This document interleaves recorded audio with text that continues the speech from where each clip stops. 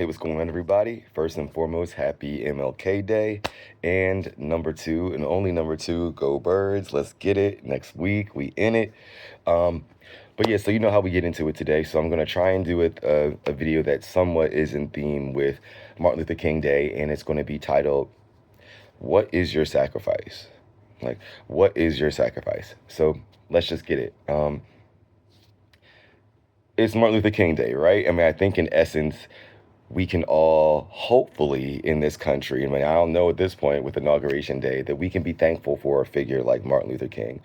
Um, Regardless of what people may know about him, he was definitely a pioneering civil rights activist and a testament to how coalition building, building from the ground up, using politics, using coalitions, and how all that can work and speak to systems of power.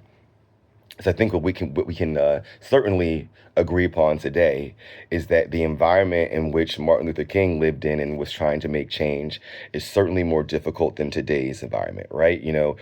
As bad as things are, they're still not spraying blacks with fire hose routinely. They're not denying them service at food counters. You know what I'm saying? Like, civil rights activists aren't regularly being put in jail, even though some are. You know what I'm saying? Like, some of the times have definitely gotten a little bit better through some of the works that he's done. And essentially, we've abandoned everything that has worked, right? Everything that we have done collectively in the past to get some of the rights that we have achieved in the past, somehow today are now looked at as outdated or frowned upon, even though they haven't not worked, right?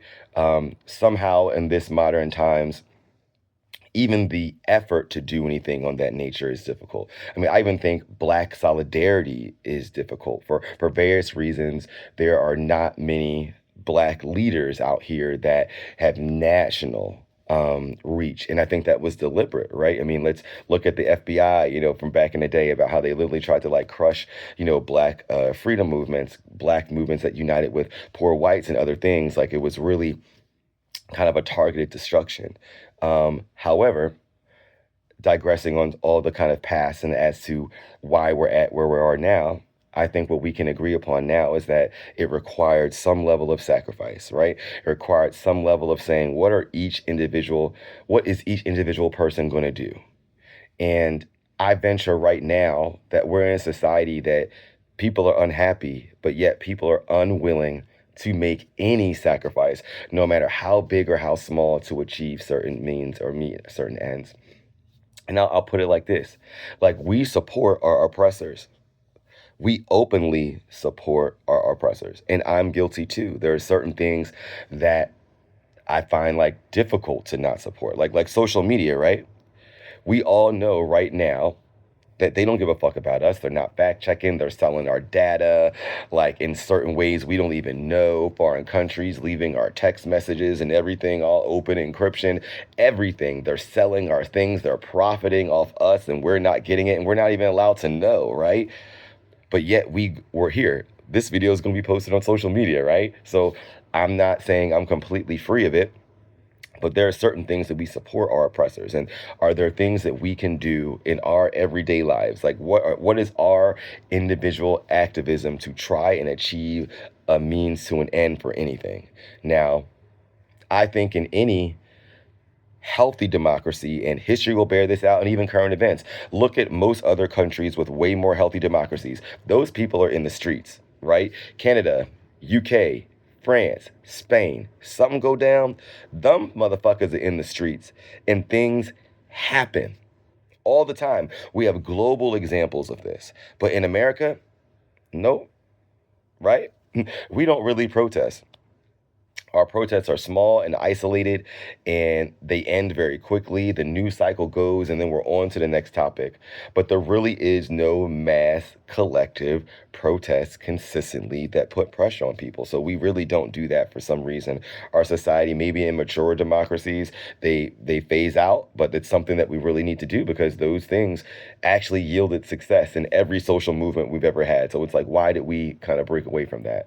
But absent that, I'm not asking everybody to go to a picket sign and, like, go out into the streets every day.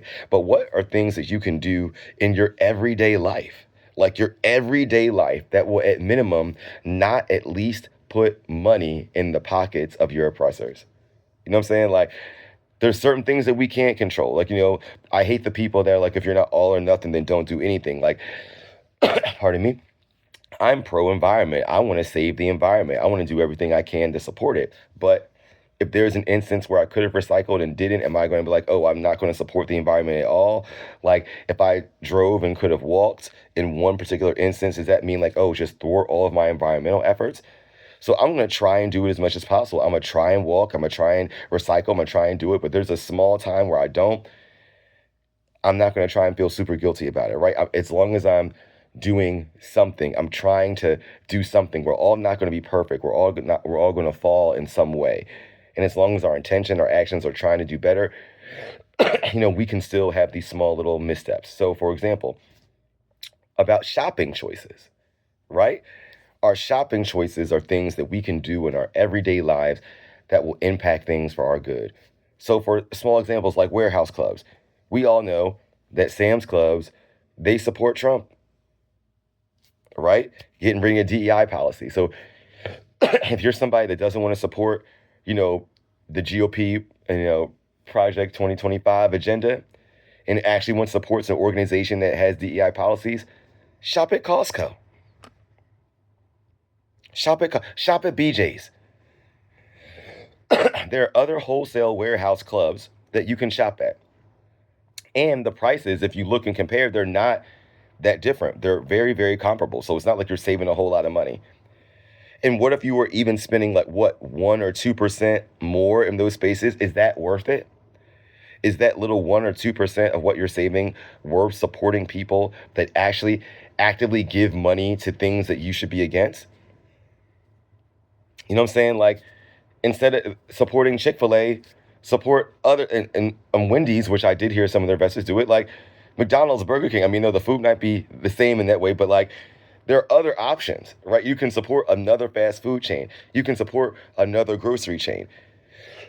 You can support another warehouse. You can support another hotel chain, right? There are so many things you can do with your wallet, and that's what really hurts them, right? So if we can't do that, like, where the fuck are we at? You know what I'm saying? It's like, where are we at? You have a company like Walmart that a majority of their employees have to get public benefits. Where does that make sense at? Right? You know what I'm saying? So we should maybe buy from corporations that, I don't know, fucking pay their employees well. And it actually works out for us in the long run, because all the benefits that we're paying in tax dollars to subsidize their employees that they don't pay, that washes out in the cost and the couple pennies that you think you're saving. So the small question today is like, where is your activism, right? It has to be somewhere, no matter how big or how small. Voting, helping literacy efforts, getting involved in your communities, engaging in recycling programs, engaging in community activism. You know what I'm saying? Something. But the answer cannot be nothing. You just can't always be that person that is lazy and complaining, which is what a lot of people do. They don't like what's going on in this country, but yet they feel absolutely no agency to do anything about it. And what I'm saying to you is, like, you don't have to be the person that solves the entire problem. You don't. You can just change your behaviors. Bank with a bank that has more community engagement, that supports things locally, that supports DEI efforts. There are certain banks that don't do that. Google it.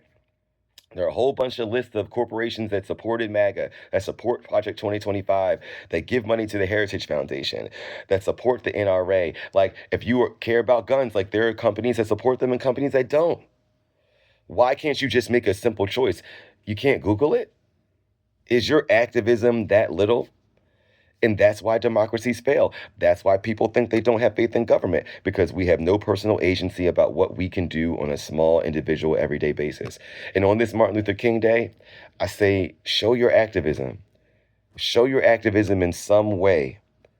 Would you be protesting with him on the streets, or would you just be sitting at home chilling? Are you thankful? Until next time.